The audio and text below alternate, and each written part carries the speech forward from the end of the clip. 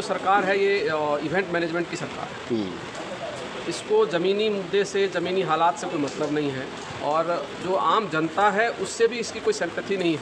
ये नाम नरेंद्र काम सरेंडर। अच्छा। तो उन्होंने अपना सब कुछ दाव लगा दिया। गनीमत है कि इस त्रासदी के लिए भी उन्होंने नेहरू जी को तो 240 हमारे नेता राहुल जी हर समय देश को आगाह किए हैं कि ये बड़ी आपदा आने वाली है, लेकिन राहुल जी बोलते हैं तो पूरा भाजपा के लोग बिलबिला जाते हैं और एन केन प्रकारेण भय दिखाते हैं, लेकिन राहुल गांधी और कांग्रेस पार्टी डरने वाली नहीं है। कांग्रेस में आपकी क्या जिम्मेवारी है इस समय सर? हम तो पीछे बदरपुर जिला कांग्रेस कमेटी में महासचिव थे। तो दोस्तों आपने देखा कांग्रेस के दिग्गज हैं दिल्ली में, आशा कर रहे हैं कि कुछ न कुछ निकलेगा। अंतिम सवाल ये बताइए, क्या लग रहा है सरकार चलती रहेगी ऐसे या कुछ होगा इनका जो है? 240 पे तो है ये लोग। नहीं, सरकार चल रही है, अब सरकार तो चल रही है, अब जनता को करना नहीं, नीतीश जी भी तने हुए हैं, आप लोग भी कर रहे हैं मेहनत हुए हैं, लेकिन नीतीश, आप एक चीज़ समझिए ना, नीतीश जी को तो इन्होंने खदेड़ के वहाँ से भगा दिया। जो इन्होंने महाराष्ट्र में किया शिंदे के साथ, वो बिहार में नीतीश जी के साथ अब कुछ होगा। इनको एक चीज़ में और आपको स्पष्ट करूँ, मैं तो बिहार का ही रहने वाला हूँ। भाजपा को शायद ये भ्रम हो गया है कि नीतीश के बिना इनकी सरकार बन जाएगी। मैं चुनौती देता हूँ, ये एक बार दोबारा से चुनाव करा ले और नीतीश जी से अलग होकर लड़के दिखा, मैं ये चुनौती देता हूँ। और जो पिछले चुनाव में भी जो हुआ है, जो रिजल्ट आए, सबको पता है कि किस तरीके का रिजल्ट है और किस बात को राहुल गांधी जी कह रहे थे वोट चोरी, वो वहाँ पर दिखा है। अभी ये दिखा रहे थे, अभी आप अगर ये जो कार्यक्रम आपको सामने चल रहा है, किस तरीके से इलेक्शन मैनिपुलेट किया जाता है उसी का तो नमूना है कि असम के कई जगह पर जो डिलिमिटेशन हुए, जानबूझकर वैसी कंस्टिट्यूंसियां बनाई गई जहां पर मुस्लिमों का वर्चस्व एक तरफ कर दिया, हिंदुओं का एक तरफ कर दिया। इनको पता है कि एक तबका है जो इनके साथ नहीं खड़ा होता है, तो बाकी को जिता दो। इस तरह से ये डेमोक्रेसी, विधानसभाएं कम की कर दी गए। जिस तरह से डेमोग्राफी ऐसा बनाया गया कि एक सर्टेन तरीके का रिलीजन के लोग एक तरफ कर दिया, सर्टेन रिलीजन के लोगों को एक तरफ कर दिया, तो उसमें क्या है कि जहाँ पर ये जीतते नहीं थे वो एक जगह इकट्ठा। और ऐसी विधानसभाएं जो अभी मैं देख के आ रहा हूँ, ये टापू की तरह है कि मैंने चारों तरफ दूसरी विधानसभा और बीच में कोई दूसरे विधानसभा के लोग, ऐसा कभी देखा है क्या आपने? मतलब टापू बना दिया है विधानसभा। तो दोस्तों इस तरह से देख रहे हैं लगातार बीजेपी के खिलाफ जो है संतोष बढ़ रहा है। देखते हैं आने वाले दिनों में क्या होता है कि ये जो सरकार है ये इवेंट मैनेजमेंट की सरकार है।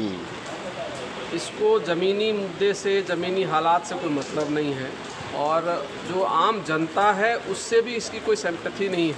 हमारे जो प्रधानमंत्री महोदय हैं उनको क्या है कि हर चीज़ को आप इवेंट के रूप में दिखा दीजिए, कुछ सर्टेन तरीके का, जैसे इवेंट मैनेजमेंट में चीज़ें फिक्स होती हैं ताकि चीज़ें चमक जाए, कैमरे में आ जाए।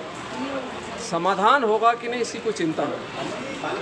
जब आप देखो कि ये जो मिडिल ईस्ट की घटना है, दुर्भाग्य हमारा ये है कि मिडिल ईस्ट का ये युद्ध तब शुरू होता है जब एक दिन पहले हमारे प्रधानमंत्री इजराइल में जाते हैं और सबसे बड़ी बात है कि जो भारत का अब तक का स्टैंड रहा उससे इतर जाकर ये कहते हैं कि भाई हम इजराइल के साथ मजबूती से खड़े, जबकि पहले हमारा स्टैंड था हम नैम वाले देश है, नॉन अलायंस मूवमेंट वाले देश है। और दुनिया में जब जब युद्ध हुआ भारत ने इसीलिए एक अच्छी भूमिका निभा सके हम, क्योंकि हम नॉन अलायंस में रहते थे, हम किसी के पक्ष में नहीं खड़े। जी, नेहरू जी की भी वो नीति रही है। पूरा देश ने आज तक, लगभग मोदी जी के आने से पहले तक इस चीज़ को हमने निभाया। आप अगर आप जानना चाहते हो, इवन मैं कह सकता हूँ भारतीय जनता पार्टी के ही प्रधानमंत्री थे वाजपेयी जी, जब वो प्रधानमंत्री बने थे और उनसे जब एक बार पूछा गया था कि आपका जो फ़लस्तीन है उसके ऊपर क्या स्टैंड है, तो उन्होंने कहा था जो आज तक का भारत का स्टैंड रहा है हमारा आज भी वही स्टैंड रहेगा। लेकिन समस्या ये है, नेक्स्ट पे आता हूँ, आप खुद जाते हो, युद्ध नेक्स्ट डे से शुरू हो जाता है,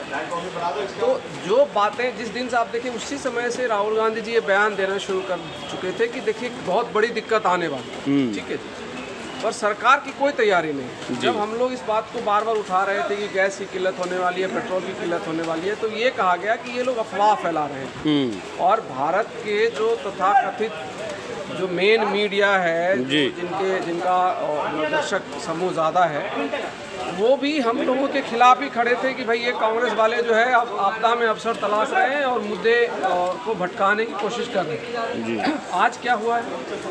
आज लगातार सड़कों पर लाइनें लग रही हैं, पेट्रोल पंप के पास लाइन लग रही हैं। आप खोज कर जाओ, देखो होटल्स में पता करके देखो कि उनके पास गैस है कि नहीं है।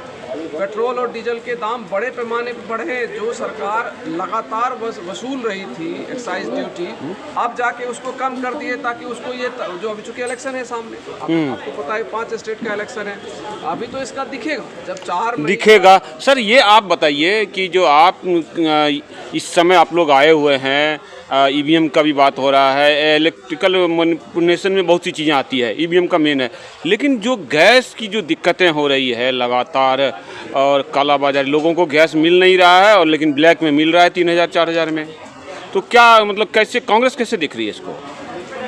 ये देखिए ना, इस सरकार की जो मैनेजमेंट है जी, आज कितने दिन युद्ध का हुआ, जी। कोई बहुत बड़ी पीरियड तो है नहीं, जी, उसके बावजूद देश में ये स्थिति है कि जो गैस के कार्ड होल्डर है उसे पहले तो कहा गया कि हम 26 दिन पे देंगे, अब वो कह रहा है कि 26 दिन के 9 दिन बाद आप बुकिंग कर सकते हैं, 9 से 15 35 दिन के बाद आप बुकिंग कर सकते हैं, जो कि एक सिलेंडर जनरली 28 से 30 दिन चलता है।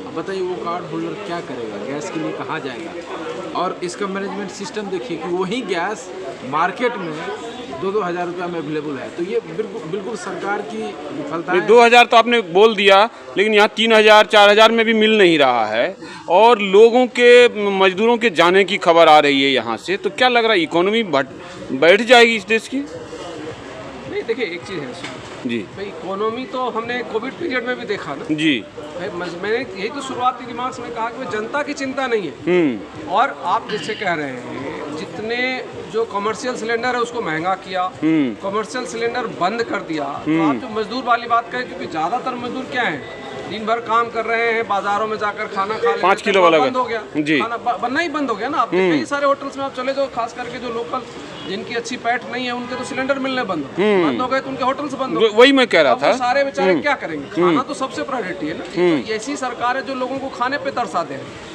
देंगे। सर आप बताइए ये कैसे चलेगा? अगर दिल्ली देश की राजधानी है, यहाँ इस तरह से भगदड़ मचेगा तो इसका क्या असर पड़ेगा पूरे देश में?